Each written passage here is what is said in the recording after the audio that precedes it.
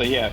Yes, I've looked at what's happening in the United States with, Trump wanting to reshore manufacturing there. And I think there's a very old-fashioned view of what manufacturing is. It was making, sewing up cheap T-shirts or making widgets, and we've got to move beyond that and look at, what is manufacturing today, and what's high-value manufacturing, what's high-tech manufacturing, and as you said, what's that science? What's a competitive advantage? And it's not sewing up cheap T-shirts.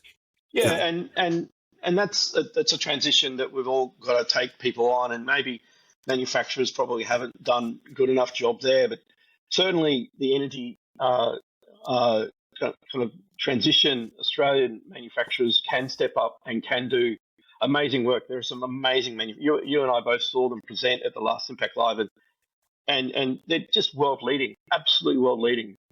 We've got guys here who do stuff and they're a supplier around the world, but very few people would know who they are.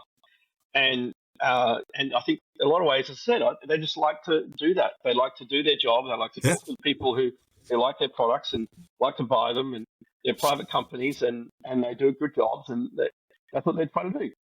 We're a private company. We've got mass product application. We can basically any business in the world can buy our product. So we have to be above the line. We have to be a bit more out there. But it's interesting that the response you get sometimes. You go, wow, this all happened in Australia. I was like, this is happening everywhere in Australia. They just don't want to tell people, so they can just get on and do their job and clock off and have a beer.